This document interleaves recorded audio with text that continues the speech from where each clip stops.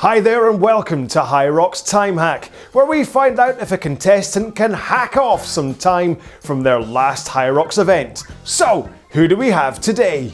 Hi, I'm John and I'm from Glasgow. Hi there John, welcome to the show.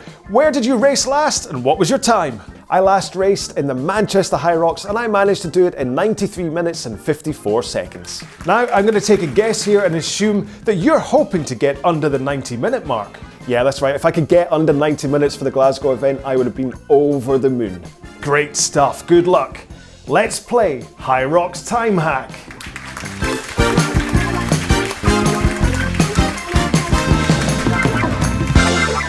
Okay, so we're going to group all of your runs together and tell you your total time at the end. But what was your game plan today?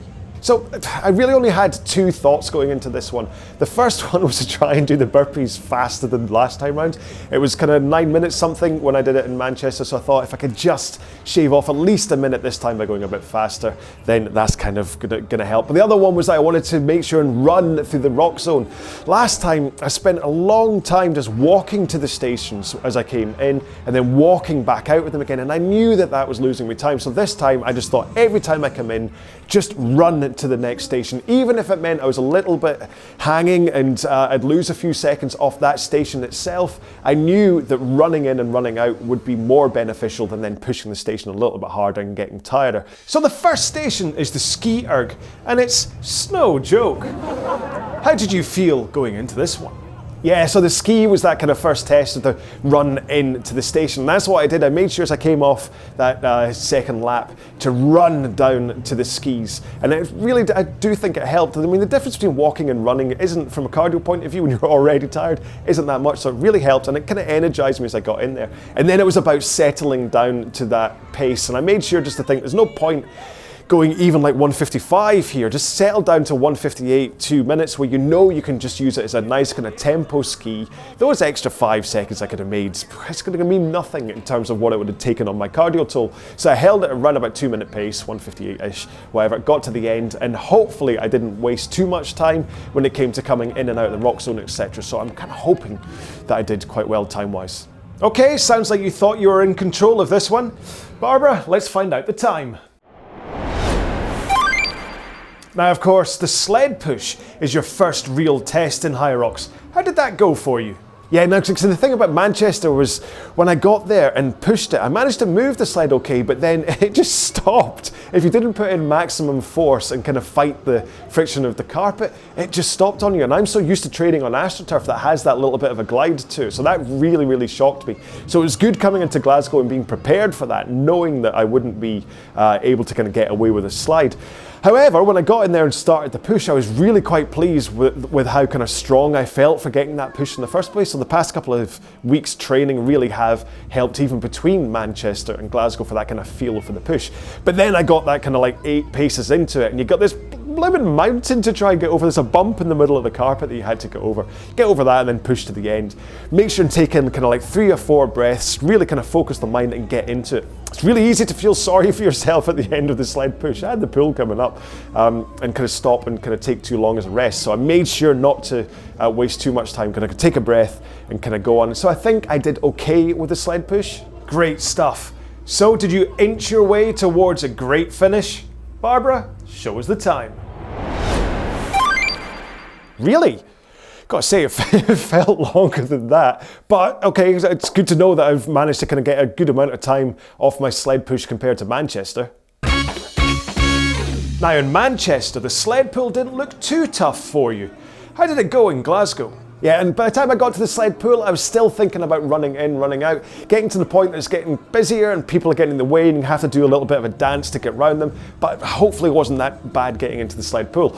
Now, what probably didn't help was the fact that as I started, the sled was sideways. Instead of like the skis pointing towards me, the entire thing was rotated round. So fortunately, after my first couple of pulls, the judge spotted this and kind of spun it for me, but I must have lost around about kind of, I don't know, 5 to 10 seconds or something for like trying to work out how to get this round, but got going. And then it didn't really help that at the end of the second run, I fell over. tripped over the rope because I had like about 6 inches to pull over the line, and I was kind of shuffling around and I fell over the rope. So unfortunately I fell over, but overall I think it went okay. Again, I didn't spend too much time recovering at each end, so I'm hoping it wasn't that bad. Well, did you harness your inner sled dog? Barbara, unleash the sled time. Obviously didn't help falling over though, so or the kind of sideways sled, but I'm happy that that was my sled pool time. Now in Manchester, it must be said the burpees looked as rough and long as root canal. How did they go in Glasgow? Ah, yeah, the burpees. To be honest, my real thought here was I knew in Manchester what was happening is as I got down chest to the floor, I just lay there for a good kind of couple of seconds breathing going, oh. So my thought here was get chest to the ground and instantly press straight back out up like from that position. Even if it meant as I stood up I took a couple of seconds to breathe, 1 rest per burpee is acceptable in terms, but 2 that I was doing in Manchester, that's why I was losing so much time. So I thought if I just make sure and get up and then have that kind of stand up, take a breath and go, hopefully I'll shave some time off it. And luckily I had my cheerleader squad, my wife and kids were there screaming at me. All I could hear was Julie shouting, press up, press up. So did you jump, push and soar to the finish line? Barbara, tell us how he did. Wow, I'll take that. After 9 something in Manchester, I'll definitely take 6:55 in Glasgow. Now, as a rower, the next station must have been your big one. How did it go? Yeah, so obviously having a background in rowing, when I first found HYROX, I thought this was going to be the little pocket where I'd be able to do really well. But what I really did learn in Manchester is that if you need to have a moment in your race to have a recovery in terms of kind of just letting everything settle down, the row is a great place to do it. Now, I'm not saying a rest, you don't back right off, but you just use it in a way to let yourself recover. So what I did is I slowed my stroke rate right down to 20 strokes a minute, used the power from my legs and then my back, and then finishing with the arms, to still keep a pace of around about 158 through the row, but it gave a chance for my heart rate to just ease down a little bit to set me up for the rest of the race. Now, I did lose a little bit of time coming into it because there wasn't much space between the back of the rowers and the wall, and I had a guy right in front of me who was just walking, and I was kind of again trying to do the kind of the boxer dance to get past him, but in the end I just had to give up and kind of walk behind him until he sat down and then kind of got going. So I do figure I lost a little bit of time, but my guess is I've probably done round about 4:40 for the row in total. Well, did you have a stroke of luck and row, row, row your boat to victory? Barbara, show us the time. Yeah, I mean, like I said, I got a little bit jammed coming into it, and I knew I was kind of rowing a little bit in the slow end, so although I'm used to seeing 1Ks in the low 3 minutes, 4:38, I'll take that. Now in Manchester, you managed 2 minutes 39 for the farmer's carry. With less turns to do in Glasgow, how did you get on? Now, to be honest, the farmer's carry I really enjoy. I don't know whether it's because there's a slightly less cardio toll on it. Obviously it's more in your calves and your shoulders as you're going round it, but there's something about it. Maybe it's because it's relatively quicker. Out of all of the stations, it's the quickest one, so you can kind of get round it. And so I kind of come into the farmer's carry thinking, okay, here we get a chance, just again reset the mind almost. Now my plan here, obviously I'd have loved to have done all 4 lengths in a oneer, but I knew I wasn't, so I thought at least do the first 2 unbroken and then you can have a rest. Think about maybe doing the next 2 unbroken, but let's see how we go. And really what happens is the first 2 and then I had a rest, the next one had a rest, and the last one had a rest. But I was okay, it was just kind of like put them down, rub your hands, make sure that you're kind of ready to go, shake off your shoulders and then go. And again, I had Julie and the kids screaming at me as I went past, so that was great just to hear their voices. You're looking gorgeous. Oh, that's good. I mean, like I say, I like that the farmer's carry is short and fast, so can get that 2:30s is kind of really what I was thinking when I went into it, so I'm pleased with that as a result. Now, with all of the runs and stations so far, your legs really must have been feeling it. Did you lose a lung during the lunges? Now, the lunges for me aren't, I mean, I just get into a rhythm. I'm not particularly fast, but I can get them done. There's never really a point where I'm like, oh, I'm never gonna get to the end of this. Looking at it, what I need to do is work out how to get through these lunges quicker. I know I started to do kind of stop and then lunge, then stop and then lunge. So maybe I need to kind of take out those breaks in between each lunge if I want to look at doing it quicker. But it was okay. I'd kind of got through them and I was relatively happy with how fast I got through. And as I came out the other end of the lunges, I managed to see Anne Harvey, which was nice. She didn't see me, but I did grunt some kind of before getting into my final run. Well, I'm quite pleased with that, actually. I mean, there's definitely a point on the first leg of the lunges where I thought, I might be kind of looking at 5-6 minutes here, but obviously time just goes slow when you're doing the lunges. Well, after those lunges, all that was in front of you was 100 wall balls and a longer run. How did you find it? Yeah, I mean, adding on 3/4 of a lap after, everything you've done to then get into the wall balls. I mean, the Glasgow course is interesting in that obviously those 2 laps for the main meat of the event must be shorter to then have that extra 3/4 lap at the end. And it does then mean that because you've added on that much, when you come into the wall balls, you really are hanging and you've got those 100 wall balls ahead of you. Now, I'd been thinking throughout the race, how am I going to do these? I'm going to do 520s, 615s plus a little bit. But in the end, what I ended up doing was exactly what I did in Manchester, where I did 20-20, 10-10-10, 15-15, which mentally for me works out quite well because the first 2 sets of 20, you can manage because your legs are relatively wall ball fresh. But then it starts to kind of bed in a bit. But then taking it down to 10s, you get a little bit of a kind of a respite on your legs because you're only doing 10s. And then the 2 15s at the end, you're coming to the close of the wall balls. So I knew I could do 15. Now it means there is quite a lot of rest time in there. That's the only thing. So again, coming into my next HYROX, I'm going to have to make sure and think about how to kind of take less rest.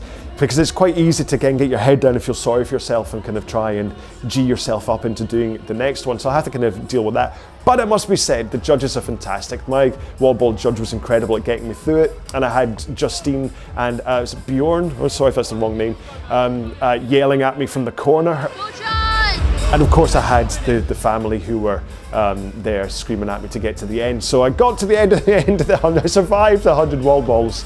So I'm hoping I didn't really take a massive amount, but it's definitely going to be in the 6 minutes.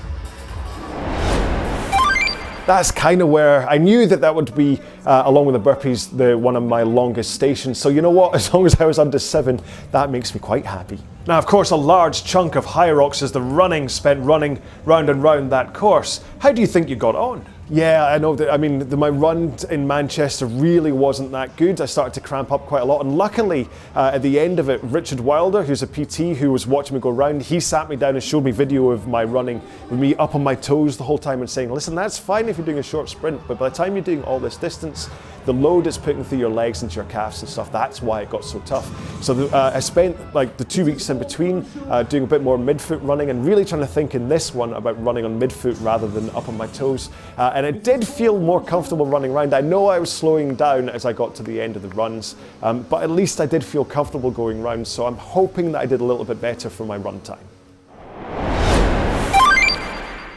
Now, I know you had plans to run through the RoxZone to make sure to go a lot quicker than you did in Manchester. So, Barbara, tell us how we did. So we've been through the times for all of the individual elements. There's one last thing to do. Let's see what the total time for John's Glasgow HYROX was.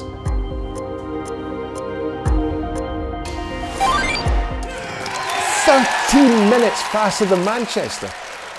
I mean, when I went into Manchester, I was coming off having quite a bad chest infection, so I hadn't been able to train, and I was a little bit laboured when I was going round. And like I said, my run wasn't great. Unfortunately, I've had help from Richard to kind of help with my run technique, so hopefully that meant I was fresher going into some of the events. And there's some people talk about slow courses and fast courses and things, but hopefully this isn't the result of it being a fast course. I'm absolutely over the moon to have taken that much time off. Let mean, I was thinking if I could just have taken off the 3 minutes 54 and ducked under 90 minutes, I would have been over the moon. So to have actually taken 13 minutes off my HYROX time, I'm so pleased. And it really is, it's thanks to the help I got from people like Richard, but it really is, I want to put a lot of this on huge thanks to James Muscart, who's been writing my training programs for me. And he's been giving me the things to do to really try and help kind of improve my burpees and improve all these kind of things that, that he knew that I was kind of having issues with. So it all came together. Obviously, I could sit here and quibble about the 50 seconds. I'd love to go under 120, but I suppose that's going to be my goal for the next HYROX I do. Well, congratulations. You obviously put in a lot of effort, helped by your coach James and all of those that are supporting you. The last thing to do is to give you your prize for managing to hack off some HYROX time. So, here we go. Yay! A ticket to Birmingham. Oh, fantastic. So that gives me, what, 8 months to train to get ready for the Birmingham HYROX. I don't think I'm going to be able to do any in between, but at least I know that I can get to Birmingham and I can try and get under that 120 next time. Well, hopefully we'll see you after that. Thank you again for coming on HYROX Time Hack. Thank you so much for having me on the program. I really enjoyed it. I had great fun and I can't wait to see you in October after Birmingham. Until the next time, keep your knee down and your balls up. Bye bye.